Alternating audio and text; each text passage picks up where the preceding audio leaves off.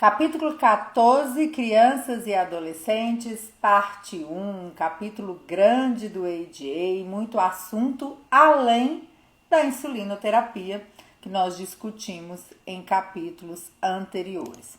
E por que é um capítulo tão importante para o médico, para o pediatra, para o endócrino pediatra e para todos os outros membros da equipe?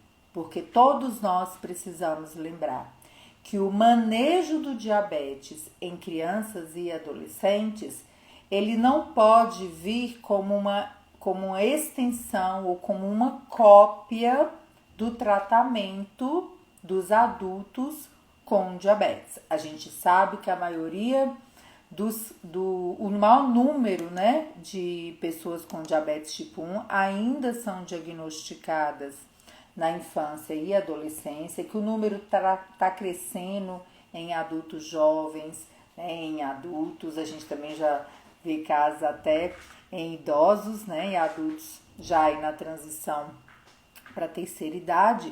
Mas quando a gente atende várias classes de idade, a gente não pode esquecer detalhes que são fundamentais. Então, principalmente para a faixa etária pediátrica, a equipe precisa estar treinada, não só para ferramentas educacionais, mas principalmente para a abordagem do diabetes, que é sempre para a criança, o adolescente e a família, e principalmente para ter a clareza de que todos nós, profissionais de saúde, precisamos ter em mente que somos responsáveis por detectar o melhor momento da transição dos cuidados. Um assunto ainda muito pouco comentado entre as equipes, nos congressos, ainda nos falta protocolos, que sejam assim, muito bem desenhados para públicos diferentes, E nós, brasileiros, sabemos o quanto que a gente trabalha, às vezes no mesmo dia, com públicos diferentes, com necessidades diferentes. Então, trabalhar com crianças e adolescentes é prepararmos para a família, cuidador, escola, dificuldades próprias da adolescência, mas também prepararmos esses jovens para a autogestão do diabetes na vida adulta. E talvez este seja um dos grandes gargalos que nós enfrentamos no dia a dia dessa abordagem. Porque nós, por exemplo,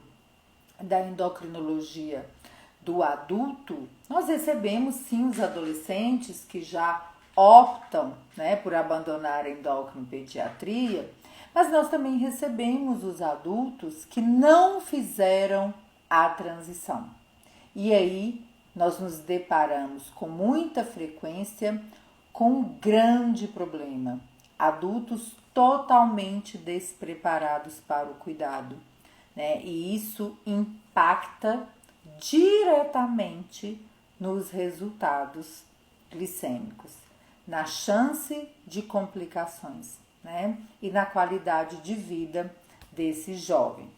Dito isto, a primeira recomendação deste capítulo, que diz respeito ao quê? Educação e apoio à autogestão no diabetes.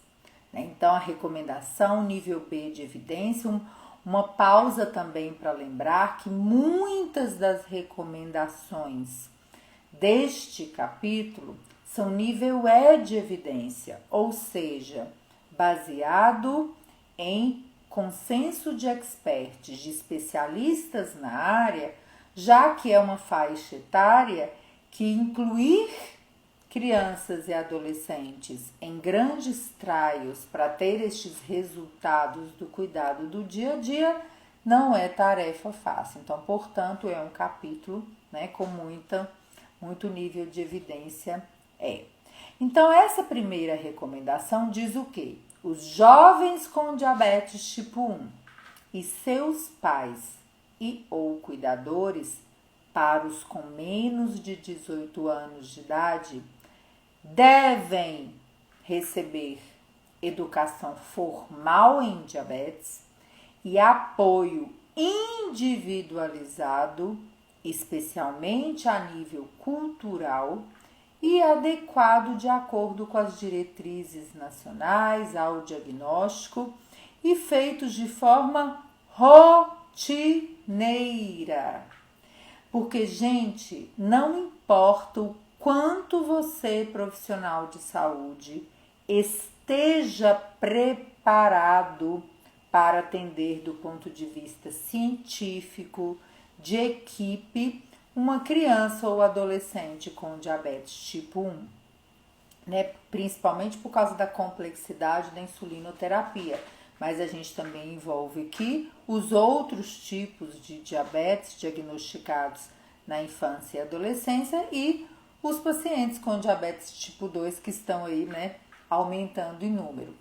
Se a família não for capaz ou disposta ou aberta para implementar o tratamento, grande parte ou talvez toda a parte do trabalho do especialista e educador em diabetes é em vão.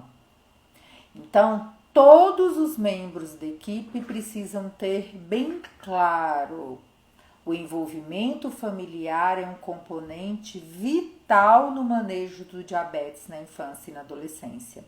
E nós precisamos aprender a utilizar de todos os recursos para que isto aconteça da melhor forma possível. Porque, principalmente aí até os 9, 10, 11 anos, né, que é uma idade média, para a gente avaliar a possibilidade de começar a transição dos cuidados, a autogestão é feita pelos pais, né? Então, esse cuidado, ele requer essa abordagem no dia a dia.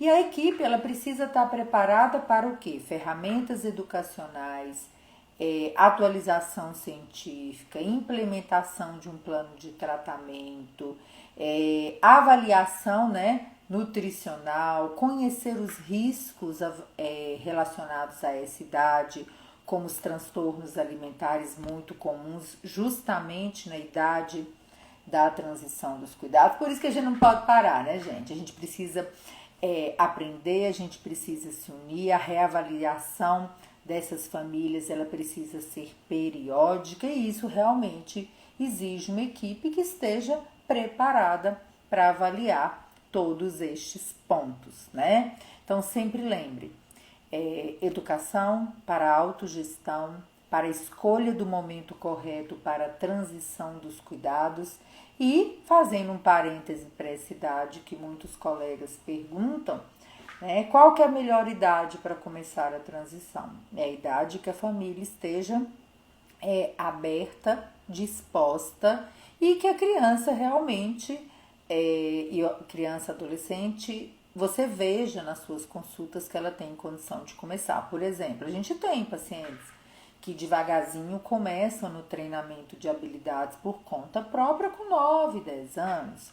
Outros com 14, 15 estão totalmente fechados a fazer mais do que fazem hoje, né? Então a gente tem que sentir um pouquinho isso aí para que a gente consiga escolher o melhor momento. Lembrando que para muitas crianças, para muitos adolescentes que foram diagnosticados nos primeiros anos de vida, a época da transição muitas vezes significa começar um treinamento de habilidades. É um processo educacional mais direcionado para a criança e às vezes até começar o tal tudo de novo, né? Acontece, né? Então, dito isso, dessa principal recomendação para educação e autogestão, a gente parte para recomendações mais específicas, né? Parte a parte dentro das nossas equipes. Recomendação em relação à terapia nutricional. A terapia nutricional tem os maiores níveis de evidência em relação os maiores, né, níveis de evidência em relação a crianças e adolescentes. Então, nível A de evidência. Recomenda-se terapia nutricional individualizada para crianças e adolescentes com diabetes tipo 1 como um componente essencial no plano geral do tratamento. É importante na vida adulta? Claro. No idoso? Claro. Na gestante? Claro. Mas nas crianças e adolescentes, ela tem um ponto muito importante: a necessidade de se adequar com uma maior frequência o plano nutricional para as mudanças de fases da vida, de preferências alimentares, de atividade física, muitas vezes de escola, né, de merenda, de hábito alimentar da família e de mudanças.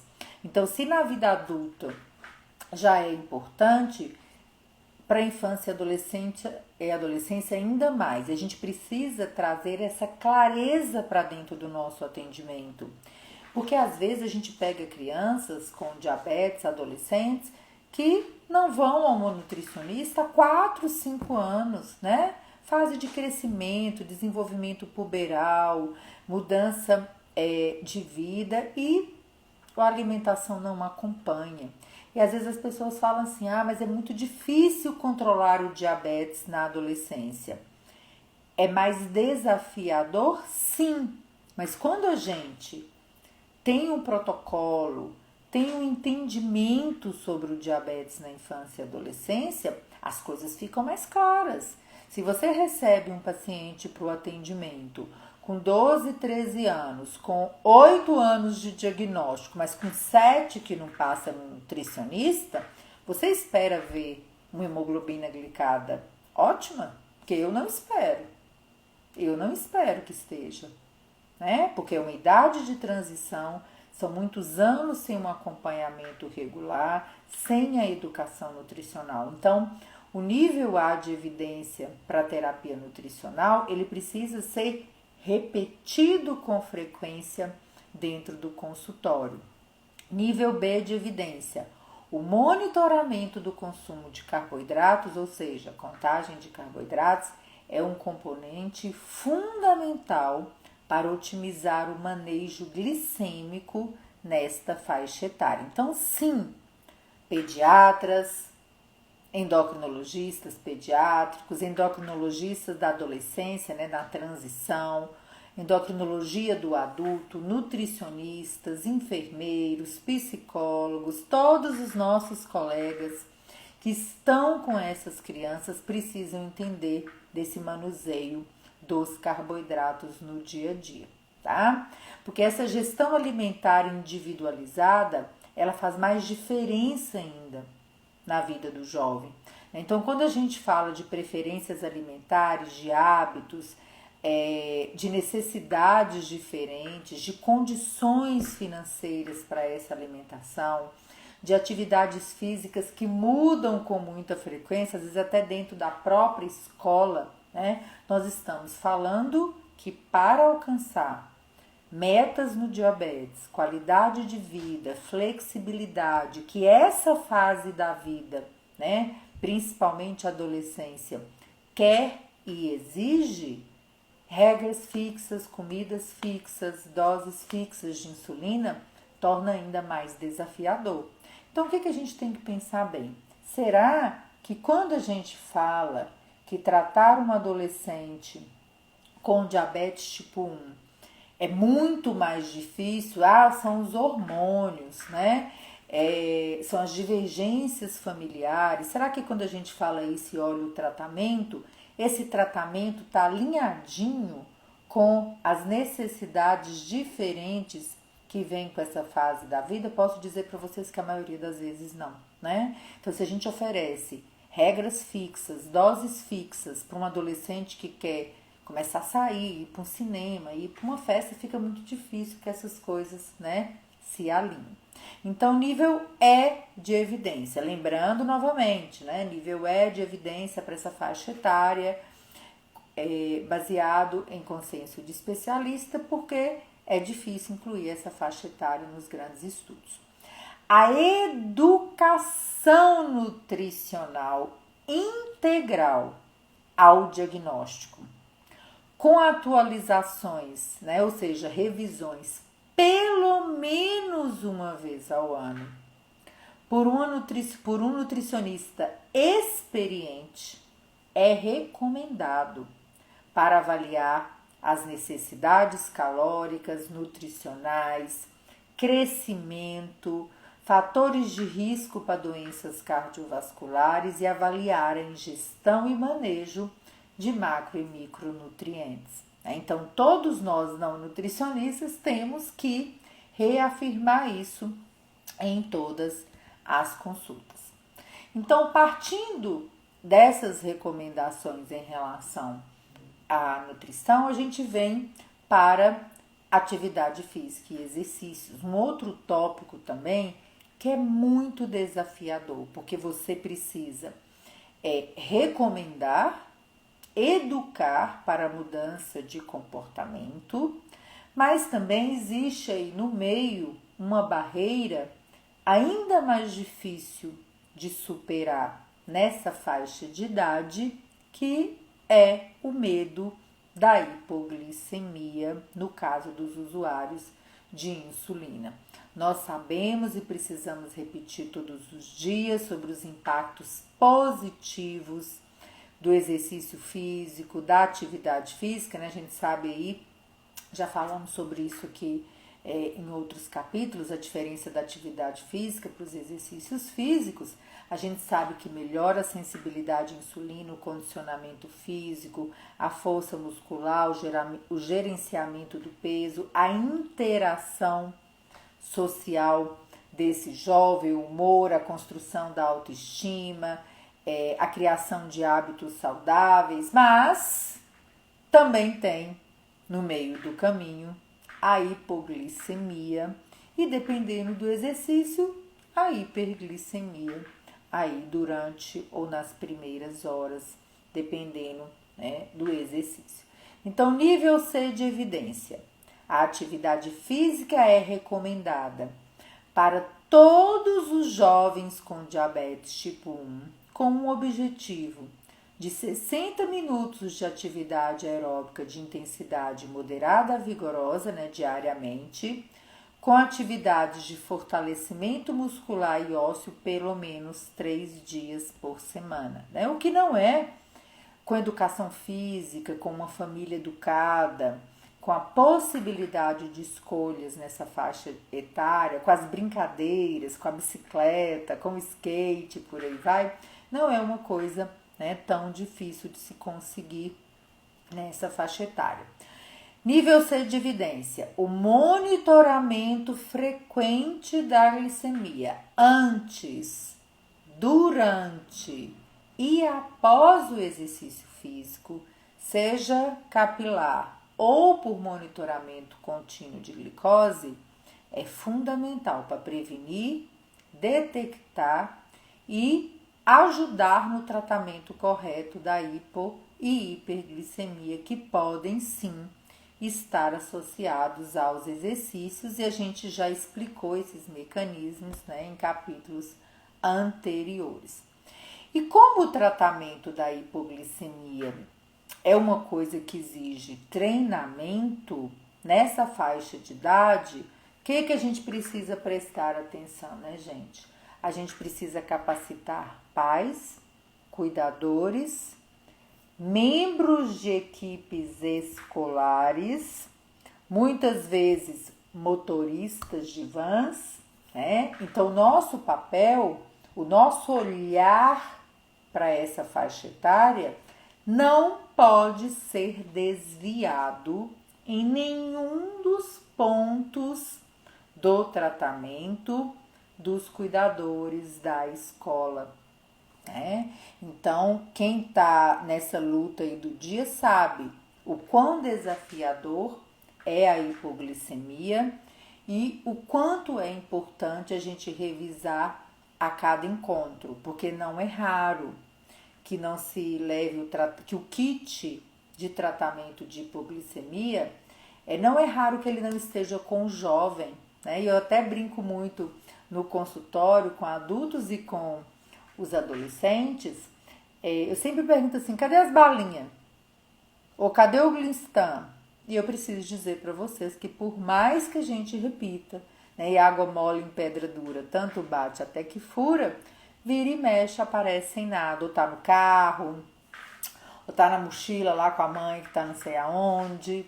Né? Então, a gente precisa lembrar que para o exercício físico, a gente recomendar, treinar, enviar recomendações sobre a hipoglicemia para a escola, né? Pedir que os pais treinem as equipes escolares, converse com o professor da educação física, precisa fazer parte, eu diria até que da nossa receita, né? Para que a gente não se perca daquilo que a gente está explicando.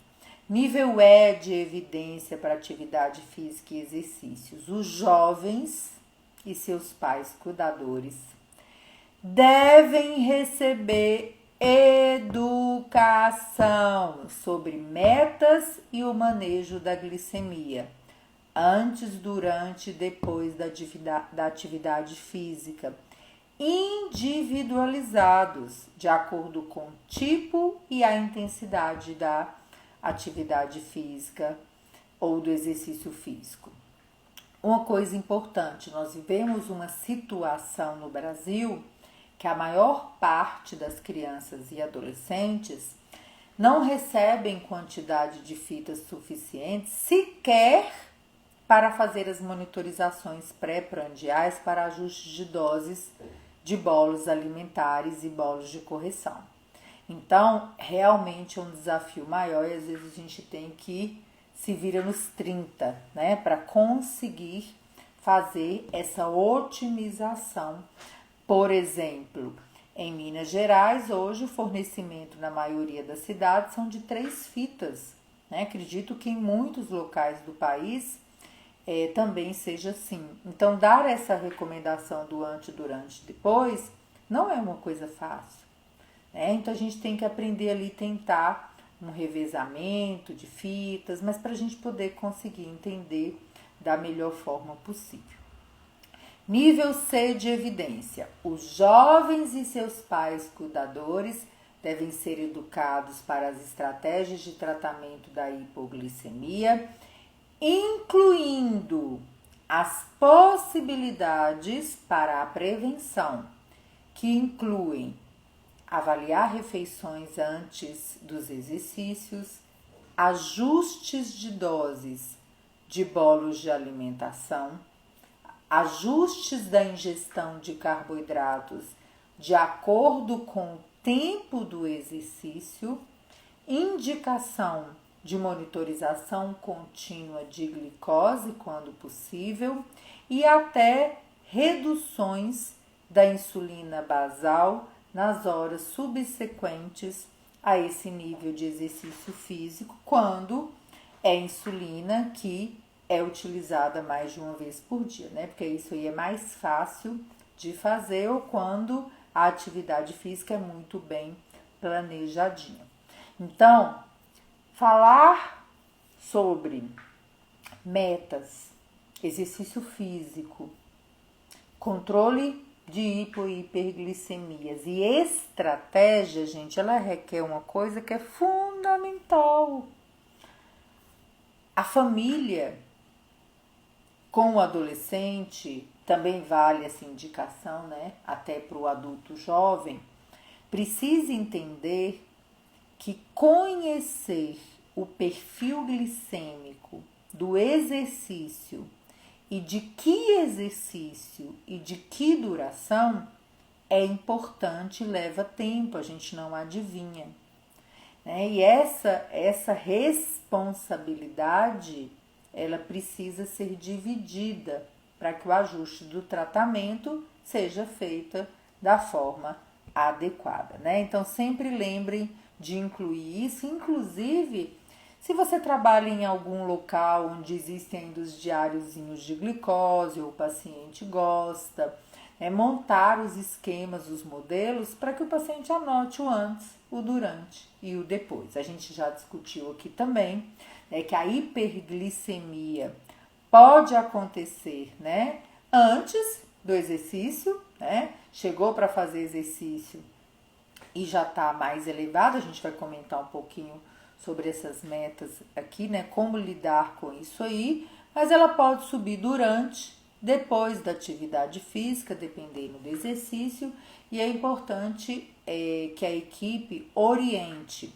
não só sobre o estado de hidratação para esses momentos de hiperglicemia, mas também para uma boa avaliação sobre a questão das doses de insulina a serem utilizadas, qual será o melhor esquema para aquele paciente, para que ele não corra o risco, né, de fazer um exercício físico e ter um risco aí, né, de uma cetose ou até de uma cetoacidose. Então, quais são as recomendações gerais, né, que o capítulo da ADA traz para a gente? Os pacientes que usam bomba de insulina, né, uma grande indicação para a faixa etária pediátrica, eles conseguem e podem reduzir as suas taxas basais com os modelos, né, anteriores de bomba em 10, 50 ou até 100%, começando até 1 ou 2 horas antes do exercício, mantendo a redução durante o exercício e podendo manter até após o exercício. As bombas mais recentes, o sistema Android APS, são revoluções aí no dia a dia do tratamento que vão conseguir fazer esses ajustes mais independentes da ação da pessoa e da família, né? Porque aqui no caso, principalmente, seria da família. O que a faixa etária pediátrica bem monitorada tem como recomendação para hiperglicemia? Eu vou falar e depois eu vou explicar os poréns, como que a gente faz esse ajuste na nossa prática. A atividade intensa deve ser adiada nos casos de glicemia acima de 350 e cetonemia, né, fitas para avaliar a cetose maior que 1,5 e cautela se acima de 0,6 milimol por litro nessa avaliação. E nós temos aparelhos no mercado que a gente consegue fazer essa avaliação. Janice, mas as fitas são caras, o paciente tem que comprar outro aparelho, a gente não sabe como que a gente recomenda. Então, o que a gente precisa entender e explicar para os pacientes, né? De modo geral, vocês verão muitas recomendações, principalmente para o adulto, falando para se evitar o exercício físico com glicemias acima de 250, principalmente se tiver com muita sede, com mal-estar, com sensação de fadiga, mas é atividade intensa, né? Não é uma caminhadinha leve, uma coisa simples. O que seria o correto? Medir e avaliar o risco, né, de uma cetoacidose através da medida aí da cetonemia. Como isso fica difícil, a gente recomenda muitas vezes que o paciente corrija, hidrate, faça o exercício em um outro momento. Mas se é uma atividade leve, o paciente está se sentindo super bem, pode corrigir, a gente, né, entra em acordo ali para ver a história do paciente e fazer a recomendação. Mas para crianças, a recomendação das sociedades e da ADA é essa, tá? E a diminuição das taxas basais ou de doses de insulina de longa duração em 20% após o exercício, os estudos mostram que pode se associar a uma redução do percentual de hipoglicemia. Por isso que é muito importante, gente, não só a medida, mas o estudo separado do perfil, né? Quando você pega um relatório de um sensor de monitorização ou de um diário glicêmico e você sabe que o paciente está fazendo exercício físico, queridos, vocês precisam entender que dia da semana que é, qual horário que é, tem que perguntar de forma detalhada. Olha, qual exercício? Que dia da semana? Qual duração? Alguma dessas glicemias que eu tô vendo aqui estão relacionadas com exercício. E, gente, para fazer isso, não vai dar para ser em consultinhas de 10 minutos. Não. Esse entendimento, ele explode a cabeça da gente, né? A gente precisa estudar o perfil. Quando o paciente te manda um diário, ele pratica exercícios físicos, ele faz contagem de carboidratos, você precisa entender a fundo. E às vezes você vai levar toda a sua consulta para entender. E tá tudo certo, porque isso é uma caminhada. Agora, se você não para entender, para caprichar nesse entendimento, até para o próprio paciente poder entender o que ele vai fazer em casa na autogestão, acontece muitas vezes o que acontece com muitas famílias. Abandona o exercício, tira os filhos da prática de atividade física, professores que são apavorados com medo de hipoglicemia e por aí vai, né?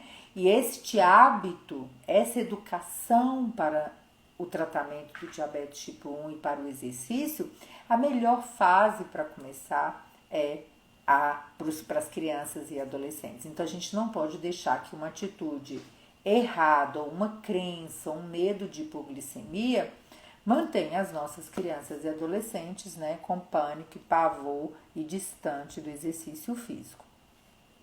Metas das sociedades, né, em relação às glicemias antes dos exercícios físicos. Então a recomendação devem ser mantidas entre 126 a 180, mas individualizadas, com base no tipo, intensidade e duração da atividade física, e considerar a ingestão adicional de carboidratos durante e ou após o exercício, também dependendo da duração e intensidade da atividade física, para prevenir a hipoglicemia, se o ajuste da dose de insulina não for suficiente. Isso precisa ser muito individualizado, principalmente com base nos horários, nas preferências alimentares, né? E no horário do exercício físico, né? Porque quantas horas depois da última refeição a pessoa gosta de fazer exercício físico,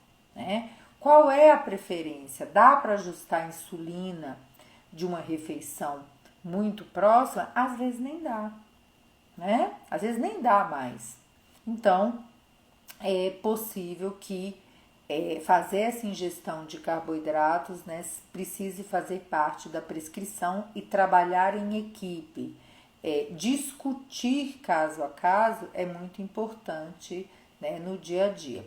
Uma outra recomendação aqui, né, para atividades aeróbicas de baixa a moderada intensidade, entre 30 e 60 minutos, se os jovens estiverem em jejum e com as glicemias na faixa etária, na faixa, né, recomendada, 126 a 180, 10 a 15 gramas de carboidrato já podem ser suficientes para prevenir uma hipoglicemia, né?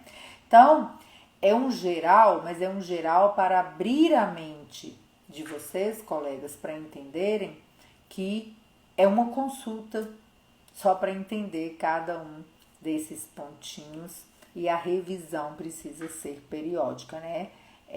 O diabetes é a ciência da repetição, então não tem jeito da gente fugir disso aí.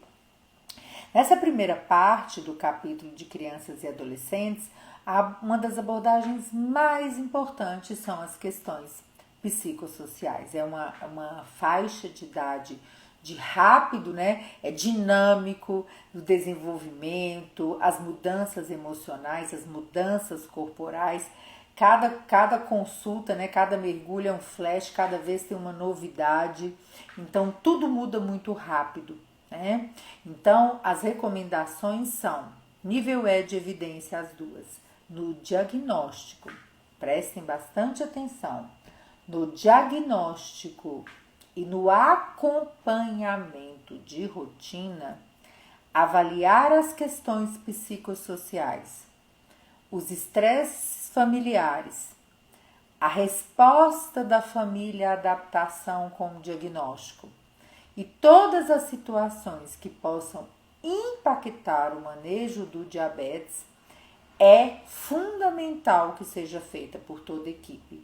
E nós devemos fornecer encaminhamentos adequados para os colegas da saúde mental treinados, preferencialmente experientes no diabetes infantil, nas crianças e nos adolescentes. Então, é uma recomendação muito mais específica de questões psicossociais do que são as recomendações dadas para os adultos, tá? Então, não se esqueçam, no diagnóstico e no acompanhamento de rotina, essas perguntas devem constar.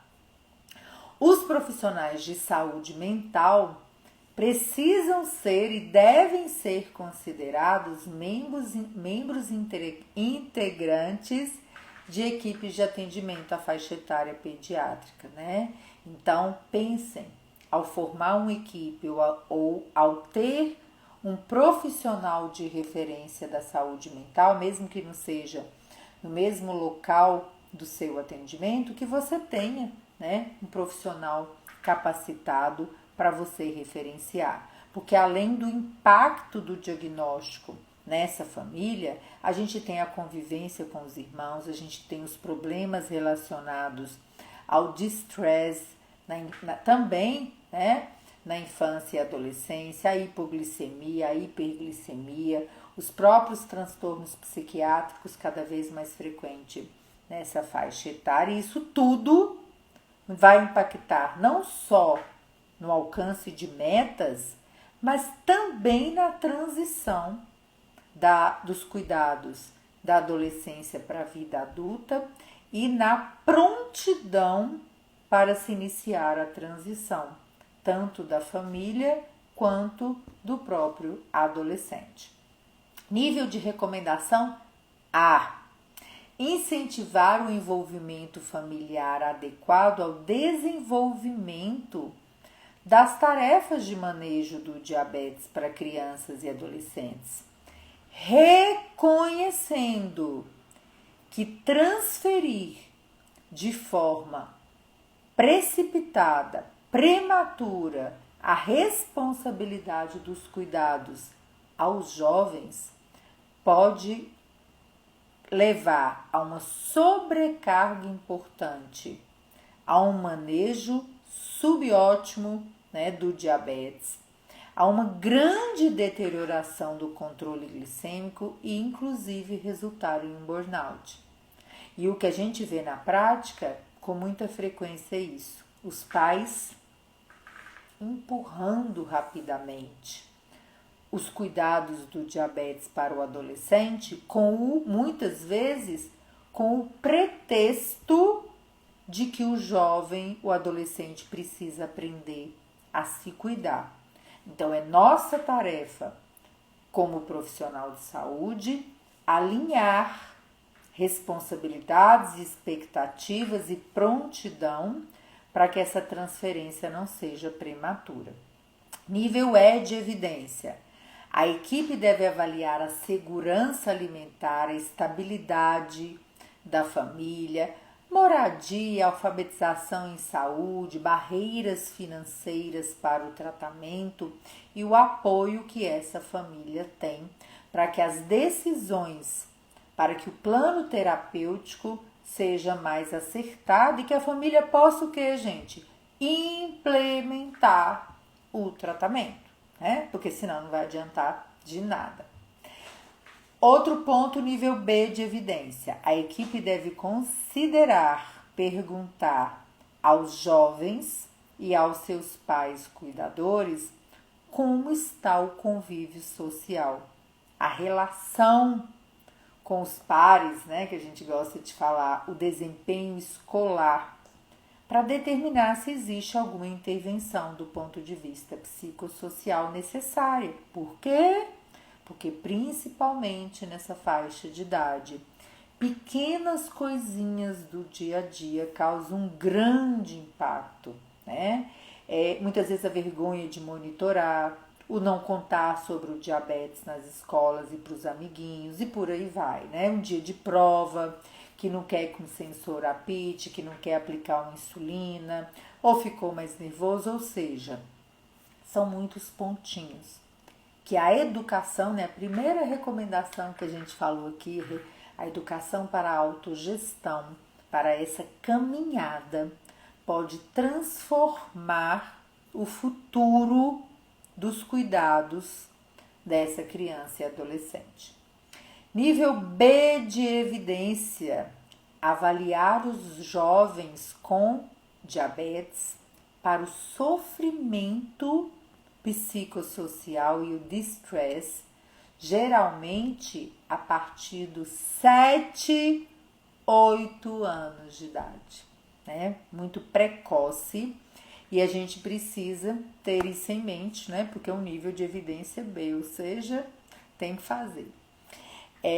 Oferecer essa dica, né, essa recomendação, ela é muito valiosa para os colegas. É um nível E de evidência que diz oferecer aos adolescentes tempo de atendimento individualizado, sozinhos, com os profissionais da saúde, principalmente a partir de 12 anos, ou quando um desenvolvimento, né, apropriado, alinhado ali com a família e com a equipe de saúde. E essa é uma recomendação valiosa, porque no atendimento sem os pais, muitas das coisas que você às vezes não tinha resposta no tratamento aparecem. E não só respostas para o tratamento do diabetes, mas para a vida. Muitas vezes no atendimento individualizado que você descobre o uso do álcool, as hipoglicemias mais graves, o uso de drogas, o início da vida sexual para crianças e adolescentes, para adolescentes, na verdade, né? Das adolescentes, dos adolescentes. Então é um momento muito rico e que a gente não deve perder a oportunidade, né, de executar. Nível A de evidência: a partir da puberdade, o aconselhamento anticoncepcional deve ser incorporado no cuidado rotineiro do diabetes para todas as meninas com potencial de engravidar. Outro assunto aí também, né, muito pouco abordado com as adolescentes, pelas equipes de saúde e que não pode ficar esquecido. E por fim, em relação às questões psicossociais, nível B de evidência: comece a triagem, principalmente das jovens com diabetes tipo 1, para os transtornos alimentares entre 10 e 12 anos de idade. A faixa etária aí, né, onde os estudos mostram a maior propensão para os transtornos alimentares, a maior preocupação com a imagem corporal e que repercute de uma forma, né, muito negativa no alcance das metas de controle do diabetes. Partindo então para a próxima parte do capítulo, que fala sobre monitoramento glicêmico, insulinas e metas de controle no diabetes. Nível B de evidência: todas as crianças e adolescentes com diabetes tipo 1 devem monitorar várias vezes ao dia, até nosso sonho, 6 a 10 vezes ao dia, por glicemias capilares ou subcutâneo, né, intersticial, monitoramento contínuo da glicose, incluindo antes das refeições e lanches, na hora de dormir e de acordo, né, com o tratamento no período da madrugada, antes, durante ou após o exercício físico e na presença de sintomas de hipoglicemia. Então não é difícil fazer a conta, né, gente? Se for fazer o ideal, realmente dariam 6 a 10 vezes ao dia. Na ausência da possibilidade dos insumos, a gente já sabe, já discutiu isso também, que a preferência são para a medição antes das refeições, que exista aplicação de bolos de alimentação, para que a decisão mais acertada entre aplicar o conhecimento da correção para diminuir a insulina ou para aumentar a insulina aconteça da melhor forma. E isso não quer dizer que a gente não precisa ver o pós-prandial ou a madrugada, mas a gente precisa sim trabalhar como educador a nossa criatividade, né? E alinhar essa otimização da melhor forma possível, e isso é um nível B de evidência. Em relação a monitoramento, né, contínuo de glicose em tempo real, né, real time, bomba acoplados com bomba de insulina, nível B de evidência, a recomendação da indicação, ou o monitoramento intermitente, né, passar o sensor, devem ser oferecidos para o manejo do diabetes em jovens com diabetes em múltiplas aplicações diárias de insulina ou terapia com sistema de infusão contínua de insulina, a bomba de insulina, que sejam capazes de usar o dispositivo com segurança, ou que a família entenda como usar o dispositivo da forma correta. Então, muito cuidado com a indicação. Nós temos recebido muitas famílias onerando com o uso da monitorização contínua, mas não educados para o uso correto deste aparelho, do insumo, né? Então, a indicação precisa vir acompanhada da educação. E a ADA ainda complementa: a escolha do dispositivo de monitorização deve ser feito com base nas circunstâncias, desejos e necessidades do paciente e da família. E principalmente em relação à imagem corporal, é muito comum a negativa a se estar com monitorização contínua, real time ou intermitente, né, sensor de bomba ou sensor de monitorização intermitente. Hoje a gente tem no mercado apenas o freestyle livre, porque é uma coisa sendo vista. E a gente precisa, junto com a indicação e o entendimento da necessidade, dar essa clareza para a pessoa e ouvir, né, como que ela está se sentindo com essa monitorização. Nível A de evidência: sistemas automatizados de entrega de insulina, né, entre eles a bomba de insulina ou o sistema com Android APS, devem ser oferecidos para o manejo do diabetes para os jovens com diabetes tipo 1 que são capazes de usar o sistema com segurança. E como eu disse para vocês, uma das principais indicações para o sistema de infusão contínua de insulina é a faixa etária pediátrica, é uma das mais beneficiadas em relação aos resultados. E também a escolha do dispositivo deve ser feita com base em circunstâncias, desejos e necessidades do paciente e da família. A terapia com bomba de insulina deve ser oferecida somente aos jovens em múltiplas aplicações diárias, ou seja, tratamento recomendado, que são capazes de usar o sistema com segurança por si só ou por meio dos cuidadores, né? Receber pacientes em uso de bomba que está ficando sem nenhum tipo de manuseio, principalmente os modelos mais vigentes no país hoje, não faz muito sentido, né?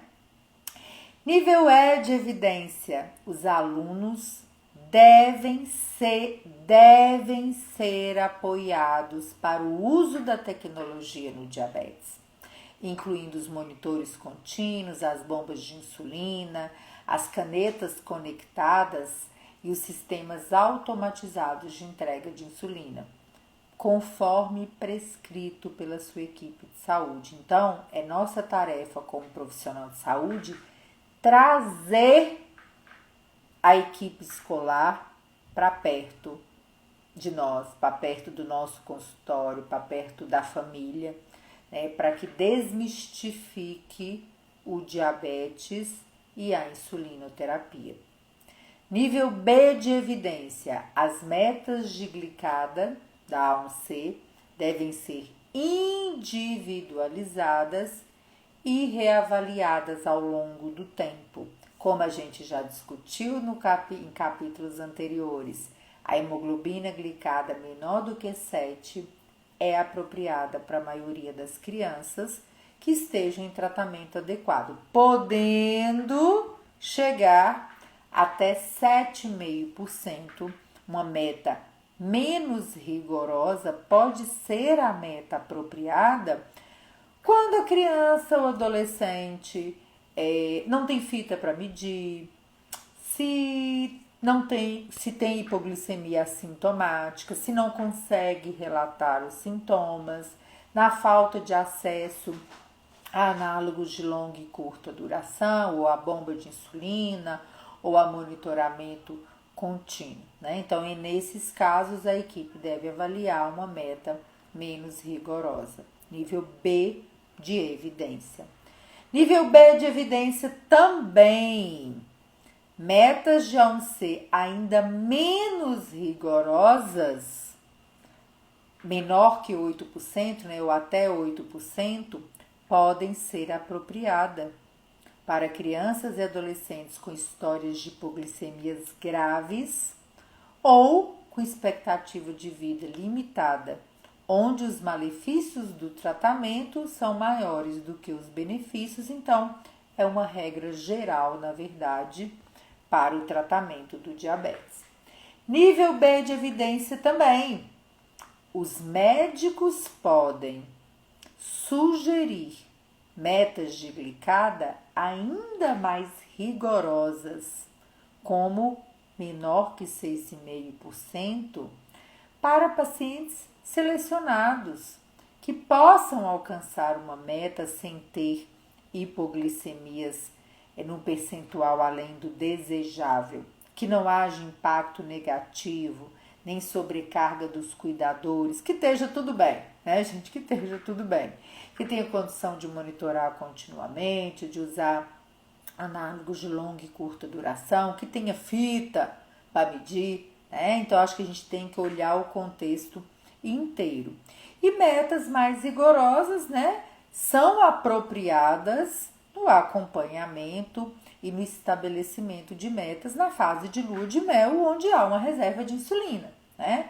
Então, até pela própria definição do período de lua de mel no diabetes tipo 1, reserva de insulina suficiente para se utilizar pouca insulina nas definições do tratamento na receita, né? E 7,5, 8, 8,5 não é lua de mel, não tem reserva, né? Porque essa reserva, ela potencializa as metas, e o uso da insulina, mesmo que em doses menores, faz com que o paciente alcance, né, realmente glicadas mais rigorosas. Então, é importante que a gente pontue com muita clareza se é lua de mel ou não, tá? E por fim, para essa primeira parte, dentro das metas de monitoramento da glicose, também o nível E de evidência, né, derivadas do uso contínuo de monitores de glicose,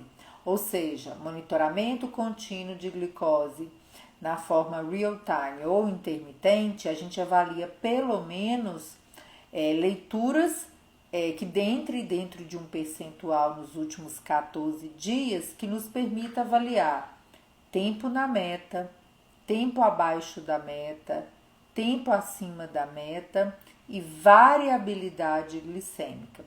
Então, quando a gente tem esta possibilidade, é muito importante que a gente, né, tente alcançar para crianças e adolescentes também 70% ou mais do tempo entre a meta de 70 e 180 miligramas por decilitro.